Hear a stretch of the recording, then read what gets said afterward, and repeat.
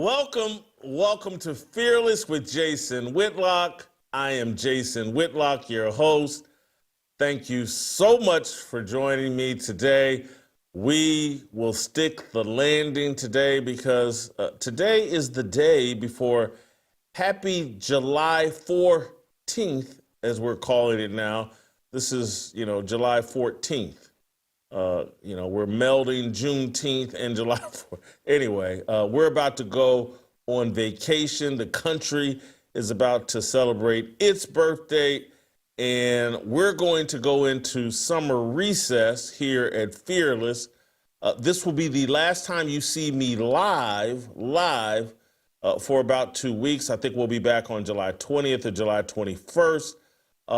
But you will see me taped. We've taped some special episodes. We want to introduce you to some new content over the break that promotes the BYOG channel, Bring Your Own Guitar, the conversations with Jeffrey Steele and I about music and country music in particular.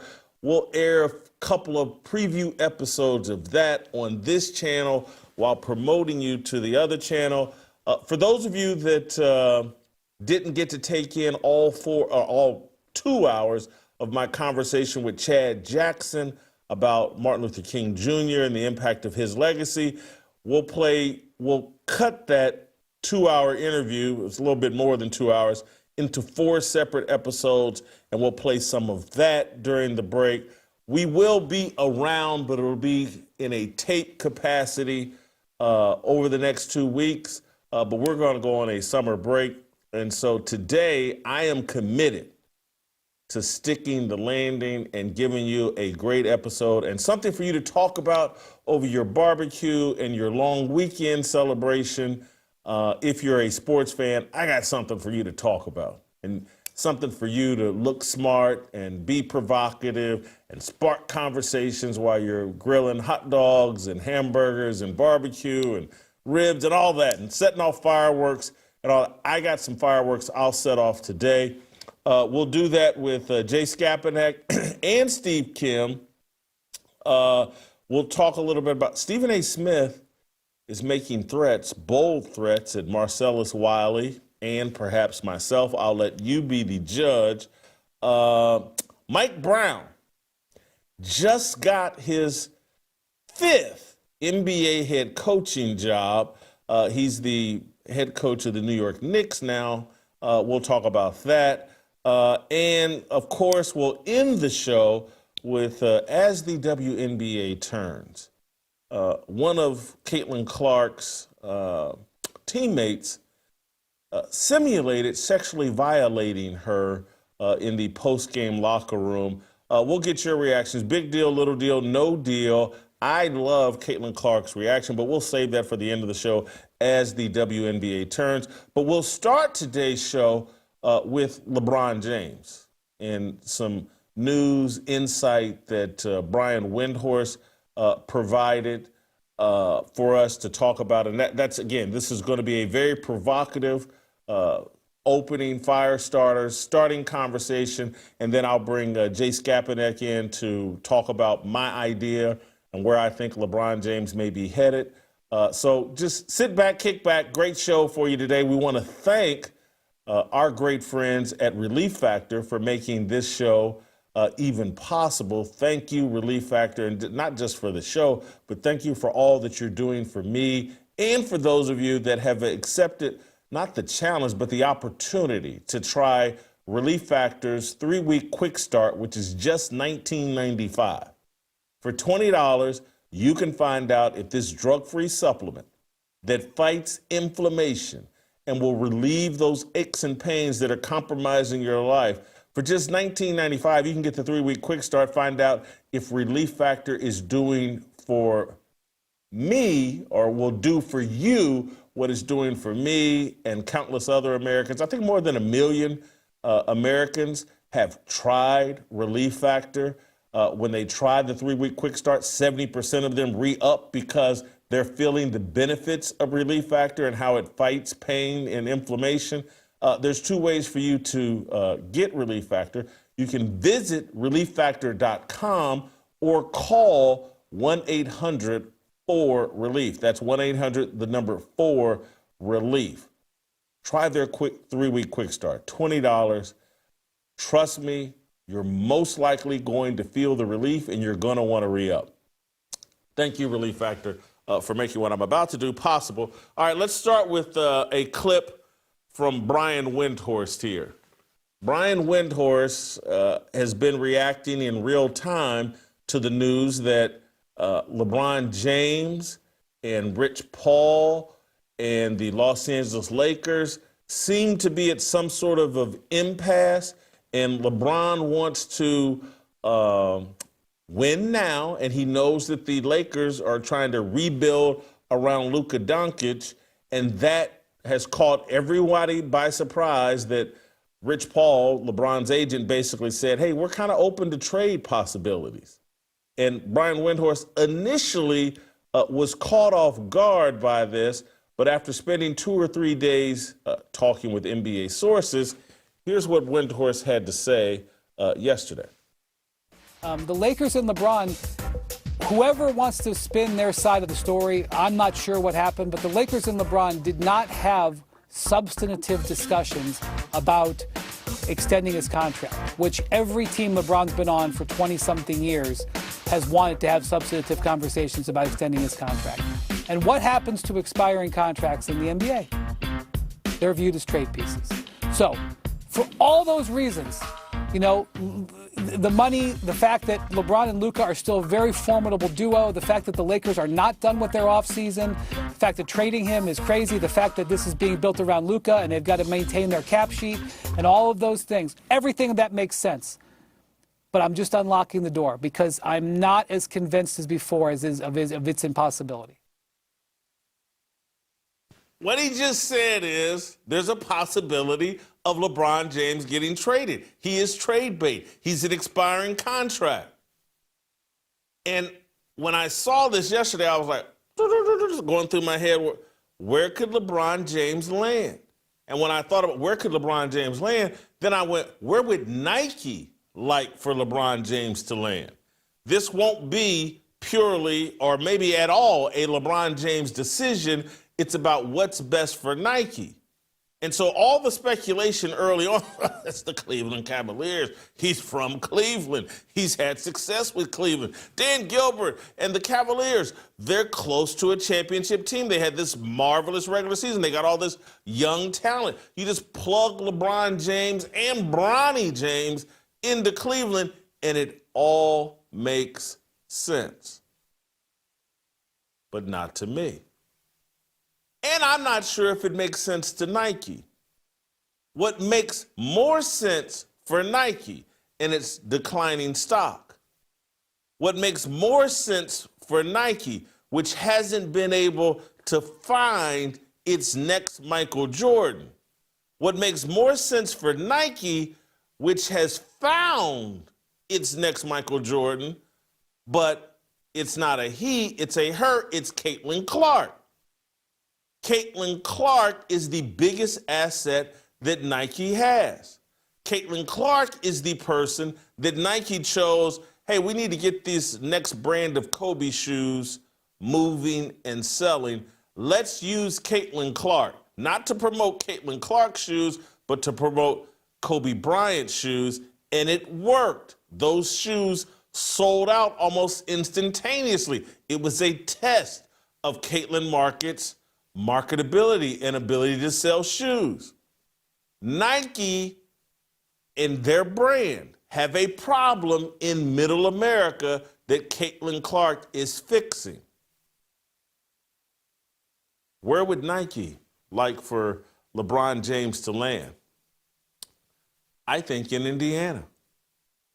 Who has LeBron James been pretending to just love and support? And maybe it's not even pretending, or who has LeBron James strategically been befriending all over social media at every opportunity, realizing that the black queens, the lesbian queens of the WNBA have a problem every time LeBron James capes up for Caitlin Clark. This is very strategic by LeBron James and Nike. They want a relationship between Caitlin Clark and LeBron James. This is marketing magic. I think LeBron James has 2 seasons left in the NBA. You send him to Indiana. You do a marketing campaign about LeBron James, the GOAT, or one of the greatest of all time. Nike wouldn't call him the GOAT because that'd be offensive to Michael Jordan. But one of the greats of all time ends up in the ultimate basketball city and state where they're having this basketball revival with Caitlin Clark. LeBron James gets paired not just with Caitlin Clark symbolically, but in real life he gets paired with the man that I call the best coach in the NBA in the last 2 decades, Rick Carlisle. This is a story. This is a narrative. This is something that has a lot of potential. You're saying, well, hold on, Miles Turner just left for Milwaukee. LeBron would want no peace. Tyrese Haliburton just tore his Achilles. The Pacers aren't going to be any good next year. This is a 2-year strategy. This is a 2-year story. This is about next year, what LeBron could do working alongside Rick Carlisle. And then in year 2, when Haliburton is back, now that's when you really have a chance for a championship. Next year is about, hey, can we make some magic and maybe win the East? Pairing Rick Carlisle, the best coach LeBron would have ever had in basketball, and that's not a shot at Eric Spoelstra. That's me complimenting Rick Carlisle. Pacers have a very deep roster. Would they obviously have to give up some pieces to LA to get LeBron James? He's trade bait. You got to trade something to get LeBron James. Oh, Pascal Siakam, is he 31 years old? Is he an NBA All-Star? Did he just average 20 points and 8 rebounds this past season? Is he arguably the best player on the Indiana Pacers, even with Tyrese Haliburton? Does he play the power forward position? Is Pascal Siakam a perfect complementary player to Luka Doncic, more so than LeBron James? Is Pascal Siakam a win-now player for Luka Doncic and the Lakers? The Lakers are always in win-now mode. I'm not saying you can just trade Pascal Siakam straight up for LeBron James, or maybe you could. Or maybe you add, but the Pacers have a very deep team, a lot of assets. I don't know, someone else is going to have to tell me salary cap implications and what you got to pay LeBron. But what I am telling you, if Nike wants it to happen, it can happen. And if Nike sees upside in getting LeBron James into a narrative where he's in Indiana, the home, the Mecca, ground zero of basketball, and Caitlin Clark is there, and we got this whole Midwest, Middle America revival of LeBron's brand and Nike's brand. It's already going on with Caitlin Clark right there in Indiana. I know your initial, oh, that's crazy. LeBron James wouldn't go to Indiana. Played in Miami. He's playing now in LA. Cleveland was his hometown. There's nothing to do in Indiana. LeBron James, if he's going anywhere, he'll go to the Knicks and play for Mike Brown again. I don't think so. If I'm LeBron James and I want to win a championship, I want to get with Rick Carlisle. I certainly want to, and I know the Knicks are in the East as well, but I want to move out of the West. It's crazy in the West. The best player in basketball is in the West, Nikola Jokic. The best team in basketball is in the West, the Oklahoma City Thunder. And the best newly reconstructed team is in the West, in the Houston Rockets. I want to get away from Kevin Durant and the Houston Rockets, Nikola Jokic and the Denver Nuggets. Shai Gilgeous-Alexander and the Oklahoma City Thunder. I even want to get away from Steph Curry and the Golden State Warriors. I want to go east, pair myself with the best coach, pair myself with the best story, and present myself as I'm LeBron James. And just think it through, gentlemen. I'm passing the basketball torch to Caitlin Clark. Think of that story. Think of how LeBron wants to position himself post-NBA career. Think of what Kobe has been benefiting from in death. Oh, Kobe was a girl dad.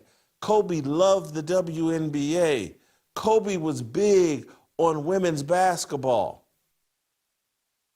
Now we have LeBron James in Indiana passing the basketball torch, the matriarchal basketball torch, to Caitlin Clark.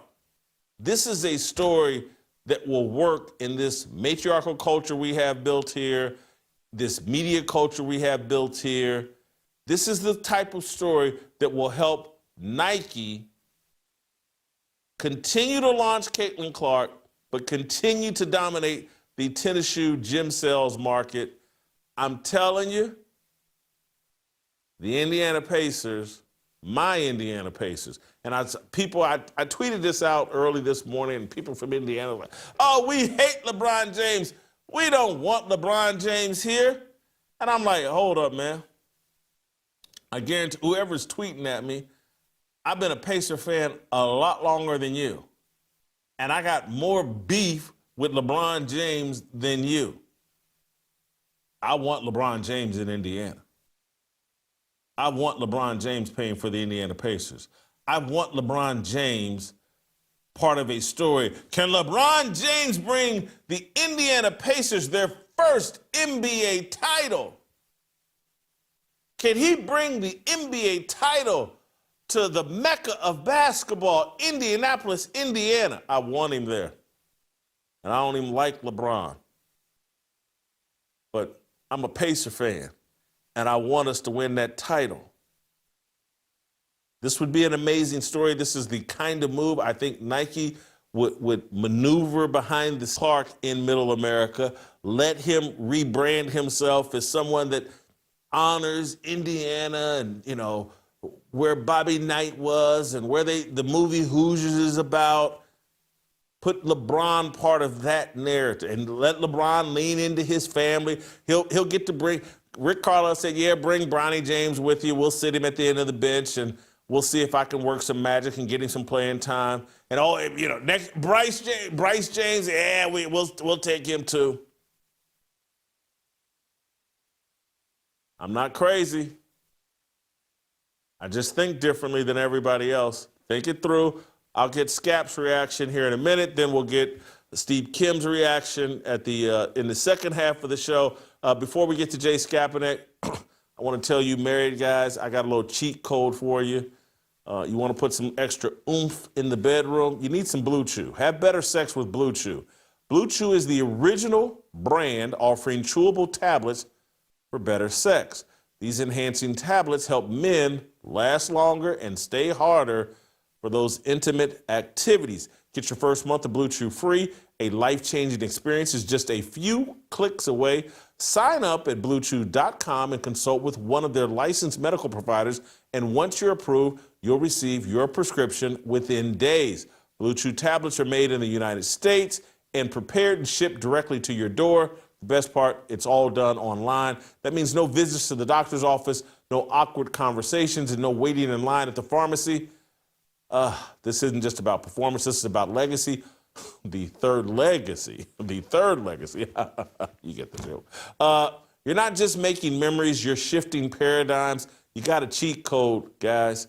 Elevate your bedroom game and become a case study in evolution. Discover your options at BlueChew.com, and we've got a special deal for our listeners. As always, your first month of BlueChew free. Just use the promo code FEARLESS at checkout and pay $5 for shipping. That's it. Join BlueChew's global mission to make better sex the dominant drive of modern society. Head to BlueChew.com for details and safety info. Huge thanks to BlueChew for sponsoring this revolution and today's show. Jay Skapinac, Skapinac. Next.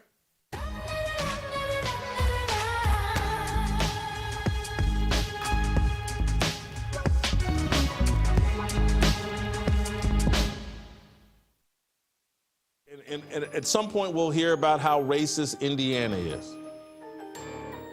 Every time a black player gets fed up in the NBA or in the NFL, you know that city's racist. They can't stand black people. They nearly lynched Reggie Miller. Oh, haven't you heard how bad it was for Paul George when he was there? They had crosses burning at Paul George's house. Oh, it's just horrible. Tamika Catchings, when she was with the Fever, they bombed the church she went to. Yeah, we'll start hearing that.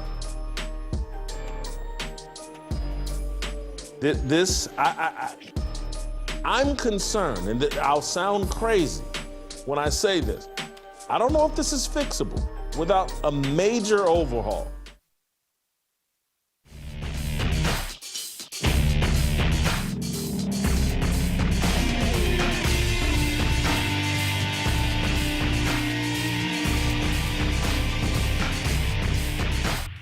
All right, welcome back. Skapinac joining us from his summer home in Georgia. Skap, thank you for going to the trouble. I don't know if you heard my whole breakdown of why I think LeBron James could end up an Indiana Pacer, why I think it makes sense for Nike, and why I think it makes sense for the Lakers as well if they could get a Pascal Siakam. Anyway, do you think I'm crazy?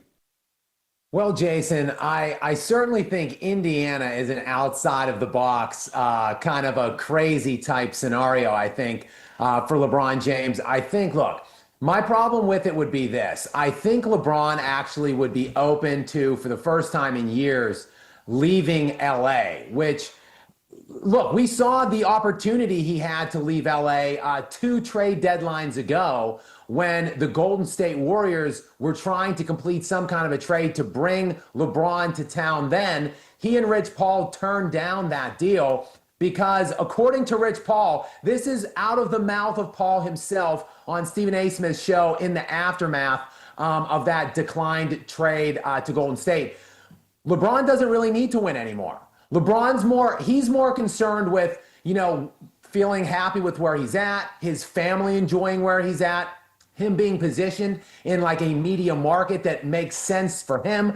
He doesn't think he has to win anymore. He and Rich Paul thought that he had already won enough, that they felt confident in where his GOAT case was already at in terms of how many championships he has won, which was one of the many reasons they turned that deal to the Warriors down 2 deadlines ago. So why now, Jason? Why the change of heart now? Why now is Rich Paul putting out these statements that, oh, well, LeBron has to maximize every year left on in the NBA. LeBron wants to win every single year. Why is this change of directioning?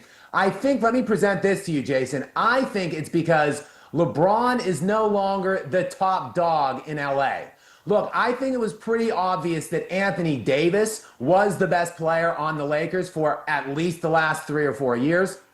But LeBron was still allowed to, with the arrangement he had made with the media, he was still permitted to perpetrate along as the Lakers' star player, the best player, as long as AD was there. And AD was a little implicit in that because he didn't have the personality to go out and try to be an alpha. Now that Luka Doncic is in town, the jig is up. Jason, there is a new sheriff in town. Declaratively, it is Luka Doncic. He is the best player on the Laker team, arguably one of the 3 or 4 best players in the NBA. And I think that LeBron's ego is a little injured now, and that might be why he wants to head out of LA, because the shine has been taken off of him to some degree. He has lost a little bit of the spotlight.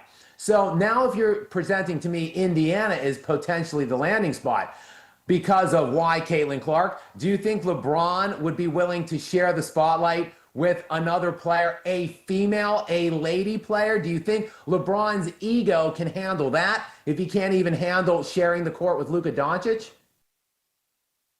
Yeah, because Caitlin Clark plays May through, what,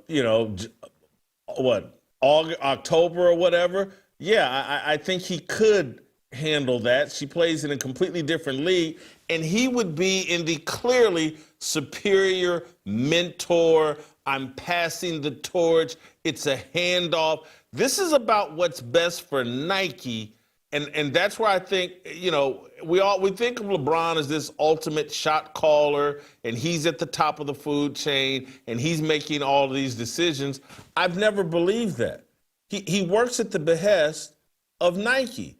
And what's best for Nike is going to drive this decision. There was a time where they thought going to LA was what's best for Nike.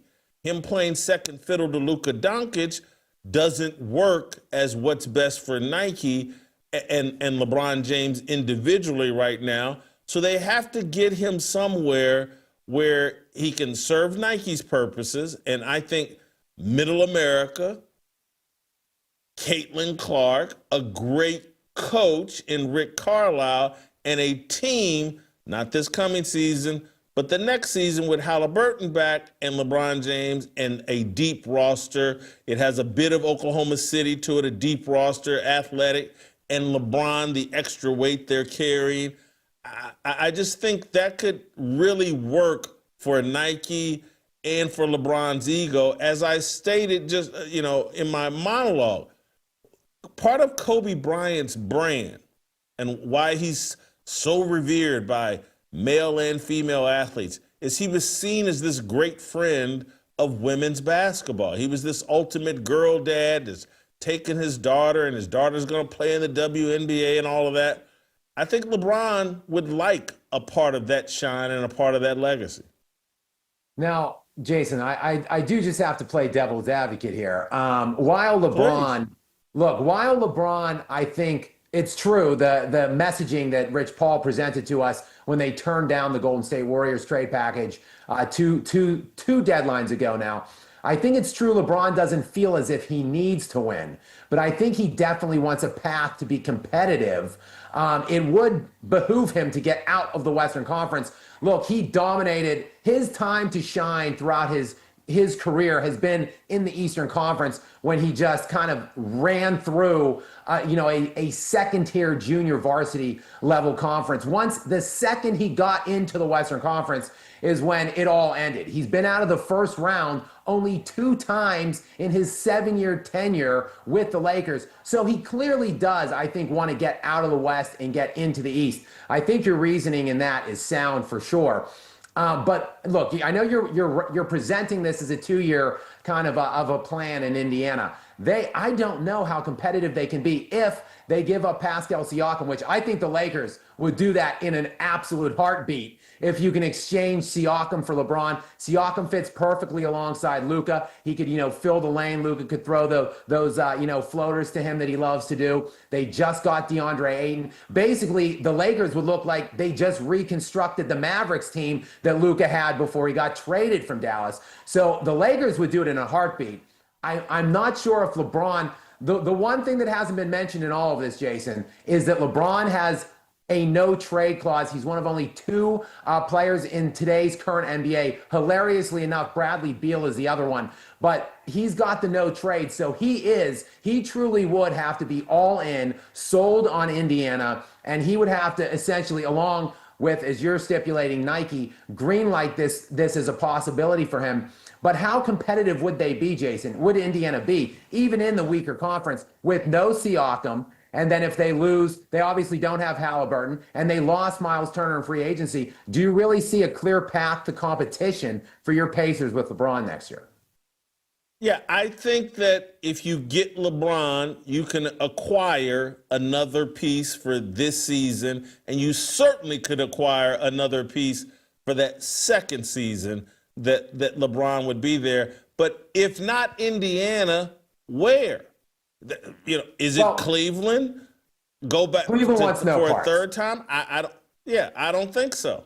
Yeah, Cleveland doesn't want any part of that. I think Cleveland honestly might be they're the money favorite right now in the East this year. I think they don't want to throw LeBron in and murky the waters. You mentioned it in your open. I know it's the easy answer, but it is also a sexy one, Jason. Would Nike not want him to go to New York? There has been public flirtations and posturings between the Knicks and LeBron for years. Think back to the 2010 decision when he, took his talents to South Beach. From that point on to basically still now, there still is public connectivity with him in New York City. That is, you talk about Indiana becoming the de facto, the makeshift basketball mecca, but New York is the real basketball mecca. It's the biggest market in the world, maybe other media market other than LA. Would they not want him to go to Gotham City? Finally, Jason, after all these years of flirtations, make it happen and get to the Knicks. Win the Knicks, the first championship since the 70s. Wouldn't that be a very sexy storyline for Nike as well? Here's the problem with the Knicks that I didn't go into that it plays to your strength more than mine. There's a ball-dominant superstar already with the Knicks named Jalen Brunson. And so he's just a smaller version of Luka Doncic. In Indiana, LeBron could handle the ball, touch the ball, control the offense as much as he wants. I think Rick Carlisle would figure out a way for that to work and say basically, you won't quite be Dirk Nowitzki because, you're not the shooter that Dirk was, but we know how to run an offense through a power forward, a stretch power forward or whatever. And throwing your lot back in with Mike Brown on his 5th NBA head coaching job. Jalen Brunson's dad is on the coaching staff. I don't know if that's going to continue to be true, but there's rumors that it is. And so if your narrative is true that, and most people's narrative, Brian Windhorst is like, hey, the Lakers have removed LeBron James's leverage. And when you remove LeBron James's leverage, that means Bronny becomes more expendable, and we're not going to just cater to LeBron and his son. I think the Indiana Pacers would be more likely to do that and be more than happy to, trade 10 first-round picks for Bronny James or whatever it takes to also get Bron. I'm joking there.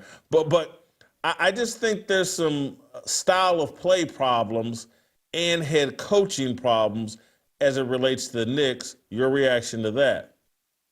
I mean, it's a fair point because, quite frankly, LeBron, there's style of play problems with virtually any team with a ball dominator when you compare him or put him on there with LeBron, because LeBron essentially does not move well. He does not play well without the ball. He has, I think, the 3rd highest usage percentage in NBA league history. So I think Luka and him are like top 4 all time in usage rate, which is why it really, I didn't know how that was going to work when they made the acquisition of Doncic. And you're right, Brunson is also this kind of like ball dominant star that doesn't necessarily operate that well without it either.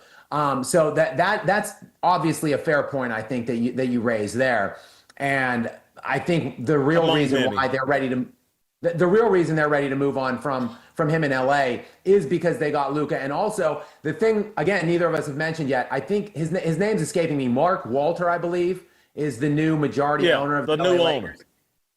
$10 billion he dished out a couple weeks back to get that stake, that majority lead in the Lakers franchise. I think he is not enamored with LeBron James. I think he is the one that's really ready to cut bait with him and has seen enough, because he's been a minority owner since 2020.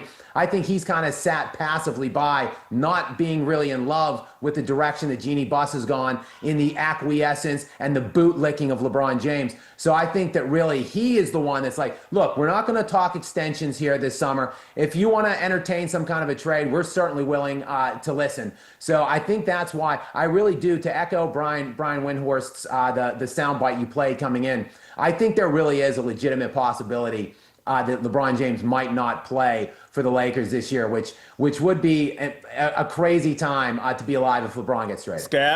Scap, I'm going to put some more pressure on you. And I know you're on vacation. I know your wife's hot with me, but I'm going to put some more pressure on you. I've already told you the Knicks, Jalen Brunson, that's not the right play. The Cavs aren't interested. I don't think is he going back to Miami, Pat Riley and Eric Spoelstra? I don't think so. Where does he go? Look, now this name that I'm about to present is going to bring up some issues probably because it's in the Western Conference, and as we both agree, there are obvious issues. There's about 10 teams in the Western Conference that are highly competitive. I think 10 teams that could win at least one round in the playoffs. So you're talking teams in the play-in round that could get in and beat a team in the first round, and probably 4 or 5 true contenders in the West to win the conference next year. So him staying in the West isn't necessarily the most beneficial thing for him and maybe being able to compete. But look, I'm just going to have to bring it up. Maybe not the craziest name because I've just been talking about them trying to make a deal for him 2 years ago. I think Golden State would want to get back in here too at this point. Things have changed since the last time they tried to deal for LeBron. They now have Jimmy Butler, Jason. So they've got Butler, they'll have Draymond, they'll have Steph and LeBron. And I think when LeBron and Curry got to play in the Olympics, don't overlook how well they played together on that gold medal run. They both really loved playing with each other. LeBron was kind of the ball handler, defender, and Steph Curry was the finisher, the shooter. I think they just gelled better than even they anticipated in that gold medal run in the Olympics. So I think had the Golden State Warriors gotten back in last year, maybe LeBron would have been more interested. Now this year that he's maybe entertaining leaving LA, now, and playoff Jimmy is there as well. They've got an older veteran team. I think they probably would have beaten Minnesota in the second round last year had Curry not gotten hurt. They would have played in the Western Conference Finals. Throw LeBron in that mix. Now maybe we're talking a championship run, actually. Scap, I don't know how closely you follow the WNBA, but I don't see Golden State creating the same situation that the Dallas Wings just went through with Nylisa Smith and Dejanay Carrington. They had to spray them down with water hoses to get them off each other. I don't think they want to go through that with Draymond Green and LeBron James. Putting those two together, who that could spin out of control. Savannah may even object. I'm cracking jokes here, people. Maybe you got to be deep inside the NBA to get all those jokes, but that would be just too. That would be that's the Harlem Globetrotters. Everybody over age 35, let's meet in Golden State and try to win a championship. No dice. No, Last Dance, Jason. You know how many final load run. management issues you'd have to have? Go ahead. I'm sorry. Yeah, it would be like The Last Dance. It would be LeBron's Michael Jordan Last Dance docuseries crack. No. Hold for a second. Let's change that name up. The Last Slow Dance. Now, go ahead. That's what it would be. The Last Slow Dance. Go. No, that's fair. And obviously, I am not in any way, shape, or form comparing or contrasting LeBron and Michael Jordan. But we know in his own delusional mind that LeBron does that all the time. So maybe he's sitting there and thinking, maybe I go to Golden State. I help Steph win another one. I win another one with Steph. And you bring up Draymond Green. Jason, these two were well-noted adversaries early on in their careers, and Draymond loved to tug at LeBron's cape while they were playing each other in the NBA Finals every single season. However, in recent years, LeBron and Draymond have become buddies. They're bosom buddies now. I know. That's what I'm saying. You'd have to spray them down with a water hose like two dogs. But go ahead. So, look, they both have podcasts. Draymond has the podcast that he does after every game. LeBron does the Mind the Game. They could maybe co-host each other's podcasts throughout the season. This would be a wet dream for the NBA. You're talking about Nike. Sure, I get it. Maybe Nike won't want him there. But can you envision Adam Silver? That would be an absolute wet dream scenario to have Steph Curry, the golden child, and LeBron. They would redo the national television schedule. It would be all 82 games would be nationally televised for the Golden State Warriors next year. I can see the wheels turning. You're thinking. They have a problem in Middle America that I think they'd like to solve. They're looking at Caitlin Clark drive everything from Middle America. She's the best shoe salesman in America right now. The NBA and LeBron James and Nike want to bolster, beef up that, repair. I get all this California, New York, blah, blah, Los Angeles, Golden State, the Knicks. I think where the action is in the middle of America. I think Nike knows it. This is a wild hair on my part. I'm going to put a pin in it because there's one last thing I want to ask you before I let you go. DeAndre Ayton to the Los Angeles Lakers. Everybody's acting like this is a big deal. I don't get it. I don't see it. But I'm not as smart as you about the NBA. This makes the Lakers championship contenders, getting DeAndre Ayton? And I'm talking about the Lakers with LeBron there and Luka. Is this a big deal? It's a minor deal only in the sense that they literally, Jason, had no center at all. They went into the playoffs last year with literally just one center on their entire roster. And JJ benched him throughout the entirety of the series, basically. He didn't play. The Lakers got absolutely massacred on the glass by the Timberwolves in their 5-game first-round exit. So it's big in just the sense that they finally have a serviceable starting center. But the fact that people are making huge mega deals about DeAndre Ayton, I mean, he's just a career underachiever. He's a former first. Actually, this is a funny thing. He was the first overall pick in the 2018 draft. That was Luka Doncic's draft. So Luka was the third pick in that draft, and this guy, DeAndre Ayton, was the first, and he never really materialized. He's a decent player. He's a serviceable player. 16-point and 10-rebound career averages in 7 years. But he has never really materialized, and I don't think that he will. He just doesn't have the drive or the work ethic. It's why, Jason, not one but two franchises now have dumped him along the wayside before I think he's 26 years old now. So I don't think it's a needle mover in making the Lakers title contenders per se, but it definitely makes them better than what we saw them finish as in the playoffs.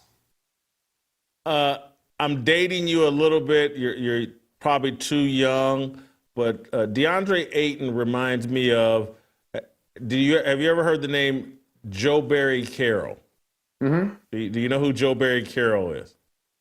You know what his nickname was? I do not know. Joe Barely Cares. Joe Barely Cares. 7-footer out of Purdue. What I believe was the number 1 overall draft pick when he came out, I believe in 1980. Maybe originally went to go, but they called him Joe Barely Cares. I saw his whole college career, good, talented player in college, but he barely cared. And he was a big 7-footer that never really amounted to much. DeAndre Ayton is the Joe Barely Cares of the modern NBA. Skap, thank you so much. Tell your wife I said thank you for letting me bother you.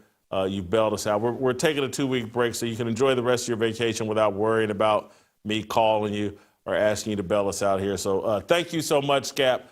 We're just around the corner from Steve Kim joining the show. I want to remind you all this 4th of July, Blaze TV has a No Kings celebration.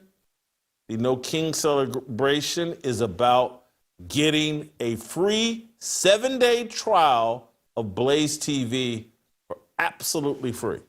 Everything I'm doing over here at the Blaze, everything we're doing at the Blaze will now be available to you for absolutely free. This is a free trial. All you got to do is go to fearlessmission.com right now and sign up for your free 7-day trial of everything we do at Blaze TV. Trust me, you're going to love it. You won't regret it. And you'll become a regular subscriber after your 7-day trial. I can almost guarantee it. Anyway, Steve Kim. Next.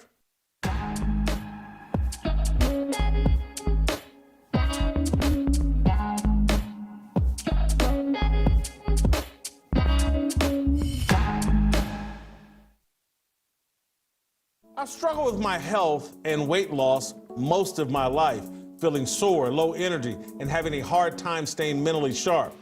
But Relief Factor, it's changed all of that. I feel better, I move better, I think better. It's been a real transformation. And here's the thing, it's only $20 to try. If Relief Factor works for me, and I'm no easy case, it can work for anyone. Don't wait, call 1-800-4RELIEF or visit relieffactor.com. Be sure to visit and subscribe to Jason Whitlock Harmony on YouTube. I'm diving into politics and and entertainment with a unique biblical perspective, distinct from Fearless, and hosting interviews with a range of guests. Share the word, and thanks for tuning in. 모두 다 빨리 박수 쳐 기다리지 말고 서둘러 reason that I'm back is to feed you raps I see that you up here below so fly. Steve Kim, I want to pick up where I left off with Skap and where I started the show. What do you think about my idea, LeBron James to the Indiana Pacers? You had me at LeBron James to anybody. I am just chopping at the bit. I am just waiting to become a Laker fan again and take myself out of the in recess portion of my fandom, as are million of my purple and gold colleagues. So yes, LeBron traded, say no more, I'm in. What do you think of my idea to the Indiana Pacers, though? Do you think that has a possibility? You've had a lot of cockamamie ideas. This may be the most cockamamiest of all time. But again, LeBron's out of LA, off my Lakers. I'm in. I'm in now. Though your whole scenario about him, he's not doing that. He's not doing that. He does not have the self-awareness or the wherewithal or the want to. And, you know, he'll dig up some grievance against Indiana and those fine people to not want to go there. He's going to want to have it his way, go to a big market where everything's in his direction. But Jason, from the perspective of a Laker fan in recess, this is what we are right now. And I've been waiting to reference this. And I'm glad we could do it today because we're taking a well-earned break. Well, you are. Couple nights ago on Netflix, I watched Poop Cruise. Remember the Poop Cruise? That Carnival Cruise Line? No. Where they lost energy. It caught on fire. And for like 3-4 days, it became the Poop Cruise because the toilet stopped working. And they were just docked. They were just floating out into sea, going nowhere. After a short layover in Mexico, then all of a sudden the directions were, hey, folks, you fine people, you can't do the number one in the toilet. And if you have to do the number two, they gave you red hazardous bags. It's one of the most disgustingly funny things I have ever seen, because what was going on was after a while, the feces and piss was starting to rise up from the shower drain. And then when the boat started to tip, you're like, oh my God, I hope no one was wearing sandals, which I'm apt to do a lot. Right now, us Laker fans, we're in the 4th day of that. And right now, but with your scenario, we're headed towards Mobile, Alabama. That little tugboat took a while, but I could see Mobile. I'm like, oh my God, it smells. I'm nauseous. I haven't eaten, but I see Mobile, Alabama. So yes, I want your scenario. It's never going to happen. But right now, us Laker fans, we're on the Poop Cruise and we want to get off. With that being said, I'm going to transition because I got to move away from Poop and LeBron James. I'm going to transition into Stephen A. Smith had quite the rant earlier this week. He's going on vacation like a lot of the rest of us, a lot of people in sports media at this time of the year. It's a slow time of the year. But on his way out the door, he fired some shots at Marcellus Wiley, and perhaps even yours truly. We'll start with shot number 9. This is Stephen A. Smith just getting himself worked up about his critics and haters and what he's planning to do when he returns. Let's play shot number 9. Let's go down the list. They got on me for playing solitaire for a couple of minutes during the NBA game. Even contemporaries on other networks were talking about me. And of course, you know, a couple of people in the podcast stratosphere used to be in sports, but now can't get a damn job. So their job all of a sudden is being a media critic instead of covering sports, but we won't go there. He didn't go there, but he did go there. Is he talking about you and Marcellus Wiley? Who's he talking about there? No, well, wait a minute. First of all, here's the thing. Isn't he one of those tough guys from the Bronx or one of those boroughs of New York where everyone thinks they're tough? They all had 50 street fights. They all have bodies, and they all talk like they're Nino Brown. Why don't you just name names then? Seriously, I don't understand. Yeah, because I'll be a tough guy. I'm from New York. Okay, that's the most worthless thing. Like, one of my pet peeves in boxing is when certain fighters from East Coast City, well, I'm from blank city. And I've said, it doesn't matter. It's never won a fight. It is absolutely it's probably the most inconsequential thing in boxing right now is I am from East Coast City. Honestly, some of them are the biggest frauds in the world. I hate to say it because they used to be some great fighting cities. But if Steven is going to go all Nino Brown here, name names. Name names. Just say them. I'm seriously. Just say the names. He does make it clear later on that he's talking about Marcellus Wiley. He never names Marcellus by name, but he gives you all the clues. But he seems really defensive about the round of criticism he's been getting here of late, particularly the solitaire deal during the NBA Finals. Here he is, let's play shot number 2, where he defends playing solitaire. Were you around when I worked over 325 days this calendar year? I'm talking about the last 365 days, not since January 1st. Were you around? I love how y'all trying to find something. I really, to my man Rashawn and Griff and everybody, yo, I got an announcement to make. I really have made it. I really, really have. I have made it. I mean, stop the presses. I've made it. Because y'all are making news. It was on the back pages because I was playing solitaire. Somebody, I said it was during the timeout. Somebody said it wasn't during the timeout. Well, when the timeout finished, I was still playing it in the middle of the third quarter. And did you see me do 2 hours of pregame? ESPN and then ABC? You see me do halftime? Did you see me do postgame? Did you see me do first take every single morning? You're just making it up.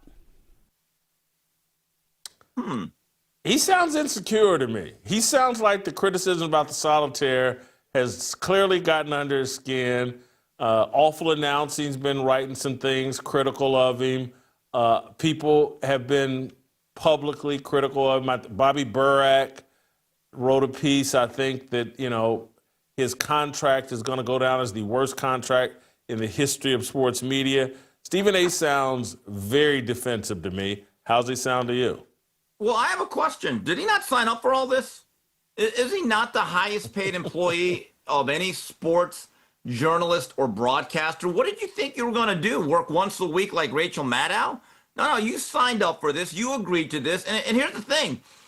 If they made you work less and took you off some of those broadcasts, he'd probably complain about that. Again, you're going to earn your money. You knew what you're getting into. And yeah, on that solitaire issue, he's all alone. He really is. And he should just admit it and say, look, I was a little bit bored. Jason, this past weekend, I was at that magnificent prize fight between Jake Paul and Julio Cesar Chavez Jr. And you know what I did after round 5? I left. And if people have a problem with it, I would say, you know what, you're allowed to. But I just said, there's only one thing worse than 5 rounds of watching this fight is having to watch all 10. And I just said, you know what, I'll make a story out of it. I'm not going to run from it. I'm not going to hide. And I understand certain people are probably not happy with me. But you have to accept it. That's the action. In fact, I tweeted out, you know what, I'm good. I'm gone. So again, but to my original point, the reason why Stephen A. Smith is getting paid that much is because he's expected to be at all these events. Again, what did he think he was getting himself into?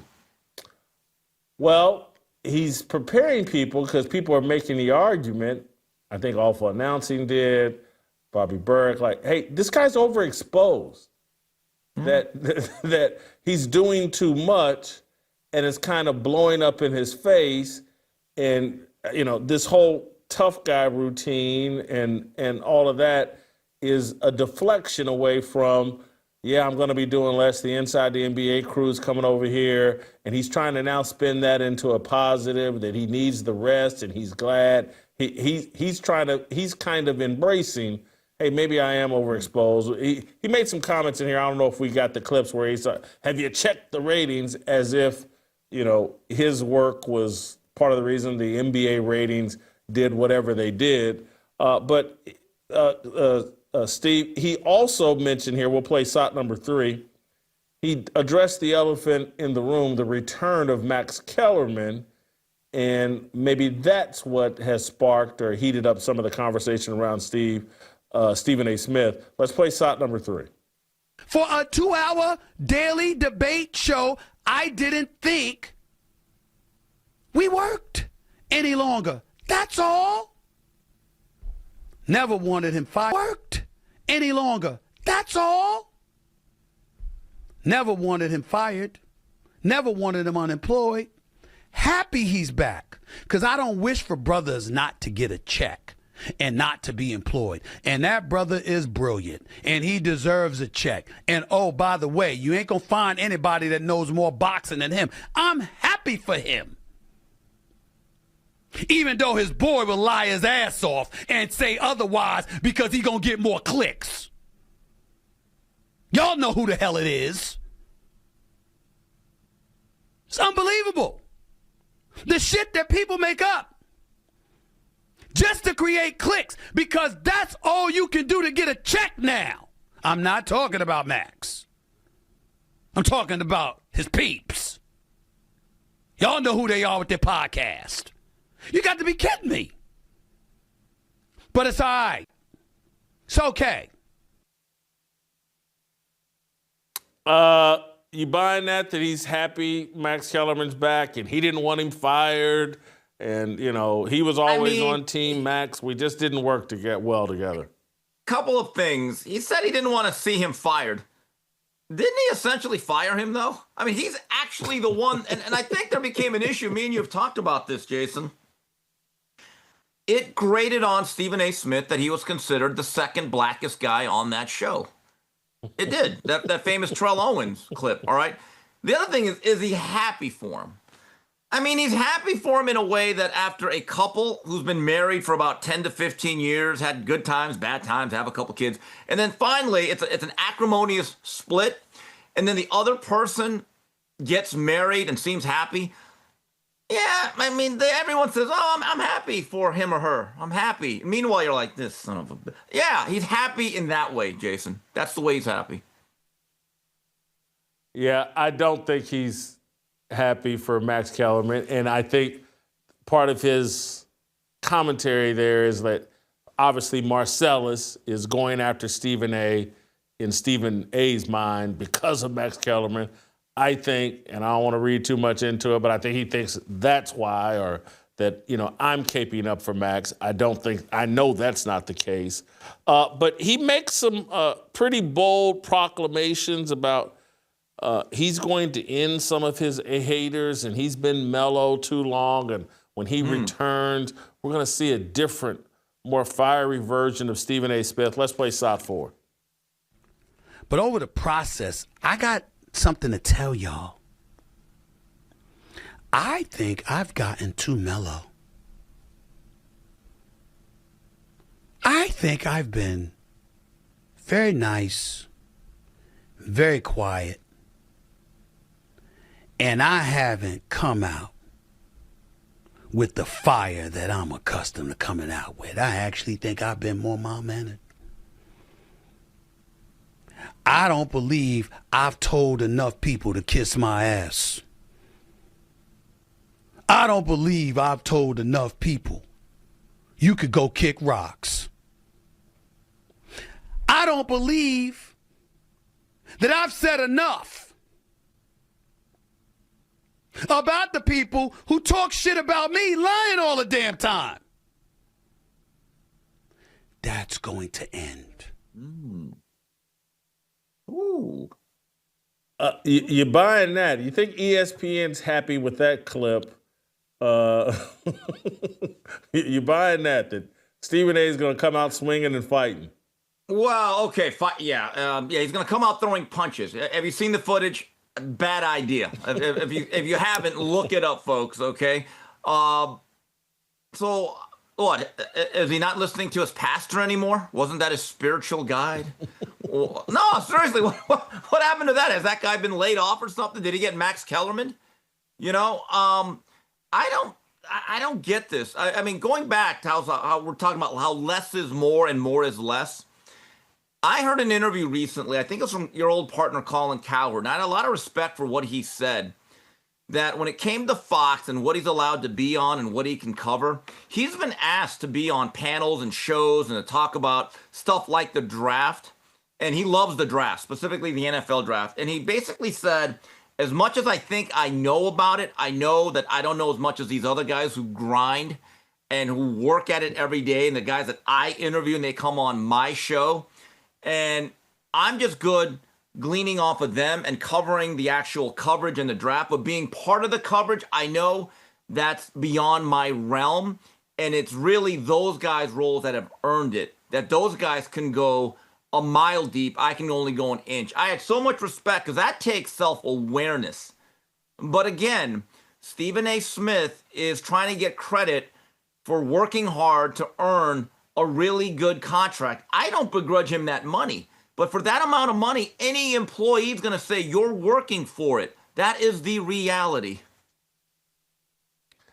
Yeah, Stephen A. is so caught up in his persona and this fake narrative that he's created about himself. You go all the way back to the clips we've shown you where I was protected by drug dealers. There was a hands-off policy. Everybody knew not to touch me because, I was this fourth grade retard that flunked fourth grade, and everybody knew I was going to do these great things. He's caught up in the caricature of Stephen A. Smith. He's captured by it, and it's sad. And for someone like me, it's comical. I've broken down a list of fraudulence and fake BS that Stephen A. Smith has done. He won't answer any of it. But now he wants to front like, I'm going to go after these people, blah, blah. Stephen A., address the 17 straight three-pointers. Address the father-son relationship with Big House Gaines that was non-existent. Address the 5'9" guy you're running around with saying is my former teammate at Winston-Salem State, would neither one of you ever pee to drop at Winston-Salem State. Address the facts and the lies that you've told, but that's my own personal deal. I'm going to leave it there. Steve, I got one last final thing I got for you before we both go on a fearless vacation. I got some As the WNBA turns that I want to include you in on, so let's get to it. As the WNBA turns, starring Caitlin Clark, Angel Reese, Asia Wilson, and other angry feminists. Brought to you by George Soros, Adam Silver, Kathy Engelbert, and the Global Elite. Steve, I know I'm a weirdo, and so I'm putting that up front. I did not like the Fever's post-game celebration in their locker room after winning the Commissioner's Cup. They're drinking beer and champagne out of the bottle and got the glass on. They're celebrating like men. I didn't like it. I'm a weirdo. And I put up a poll asking people, am I nuts or were they bothered by it? Most people say, no, Whitlock, you're nuts. I get it. However, there was a moment that was streamed live that I thought everybody has to agree, like, hey, man, this is the look the WNBA has been trying to avoid. Sydney Colson, now their backup point guard that they signed during the offseason. I think she's a 10, 11-year veteran in the WNBA. There was a brief moment where she tried to backdoor, for lack of a better description, Caitlin Clark. Let's play the clip. Play the clip. It's just, and I don't know if any of my friends are on here. Whoa, bro. Why? Absolutely not. No, thank you. And so they're playing rap music, and Sydney Colson comes up and simulates backdooring Caitlin Clark. There's two things about this. Like, Sydney Colson is an idiot, and they should be careful with letting cameras into a lesbian woman's locker room. But I also kind of like how quickly Caitlin Clark doused that fire. She handled it quite well, and it made me like and respect her even more. Big deal, little deal, or no deal here? Am I making too much of this? Well, first of all, that's a backdoor that doesn't make me reminisce about Pete Carrillo. But yeah, that was a forced swirl. I hate the forced swirl. Nothing worse than the forced swirl. And by the way, I'm with you on the celebration. I mean, LeBron James and the Lakers got a lot of heat when they celebrated like they won the NBA title, when they won that first in-season tournament back at the end of, 23. I don't understand it. That really means, well, they got some extra money out of it. I get that part. Yes. Okay, I get why the women were excited. Yeah. So maybe, all right, I'll rescind that part of it. But, yeah, I mean, let's be honest about it. If that was two men and someone tried to do that to another player, it wouldn't be a small deal. Right, Jason? Wouldn't be a small deal. I'll just leave it at that. Well, if you got the brand of the WNBA, I think this makes it a bigger deal. Because this is like what you're trying to get away from. So, I cracked some jokes with Skap earlier in the show, but did you just see what happened with the Dallas Wings? They acquired Nylisa Smith in the front court during the offseason, big free agent acquisition, and they paired her together with her girlfriend, Dejanay Carrington, on the Dallas Wings, and there's videos of them over IG, partying in pools at hotels and all that other stuff. And they've had to get rid of Nylisa Smith because they're like, hey, this little love boat relationship, Love Island relationship, Temptation Island relationship, love paint. It's created a hot mess on this team. And so this is the sexual dynamics that go on in women's sports, and particularly basketball and the WNBA, that no one wants to talk about, but it's very prevalent. And they've just had to bring and when you toss it in, DeWanna Bonner, the free agent acquisition the Fever got. Part of the reason she wants to leave, according to most sources, is she wants to reunite with her girlfriend, wife, fiance, whatever, Alyssa Smith or Alyssa Thomas. They were teammates on the Connecticut Sun. Now I think Alyssa Thomas is with Phoenix, and that's where DeWanna Bonner wants to end up and likely will end up. Just the sexual politics inside the WNBA is something they want to keep a secret, and Sydney Colson here did not help them out. This is a badly kept secret. It's not a secret. It's such an open secret. It's not a secret. Let's be honest about it. I'm just wondering, though, with Dejanay Carrington, is there like a groupie culture in the WNBA like there is in other sports? Because Dejanay Carrington's a star, right? I'm just wondering, everyone strays at that level of athletics and stardom, right? I'm just wondering if some of these players, when they have their partners on the team and they go on a road trips, I wonder after a while they're thinking, man, this is cutting into my action. Again, not condoning it. I am not condoning it. I'm just talking about the dynamic that actually exists in certain professional sports leagues. I'm just wondering if certain players, after others are traded off, are going, whew, God, these road trips are going to get a lot more fun again. I do wonder about that. Steve, I'm about to reveal that I have inside information or insight acquired over the years about how these lesbian relationships work. And usually third and fourth women into the ring or men into the ring is it'll make the WWE look tame in comparison. So no, they don't have a problem tagging someone else and bringing them into the Battle ring. Royale. And so, okay, got you. Yeah. Royal Rumble. Yeah. Yeah. There you go. So anyway, it's I'm just Sydney Colson made a mistake here, and I do seriously though. I liked the way Caitlin Clark handled that and shut that down instantly. Well, I get the sense that that's not Caitlin's type. And, man, the stuff that she must have to go through every day, it's bad enough to get jostled by your opponents to this degree, now by your own teammates. Oh, God. Every bad stereotype that you think of this league ends up coming to fruition. And keep this in mind, stereotypes are often, or many times, rooted in truth. There is no denying that. Thank you, Steve.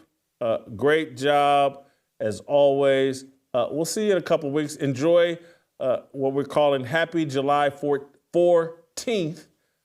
This is, 14th tomorrow. So enjoy that, and we'll see you around the corner. That's Steve Kim. We're going to play some tomorrow and remind you as we get out the door, we'll see you again live on July 20th or 21st. Thank you so much. Love you guys. See you soon.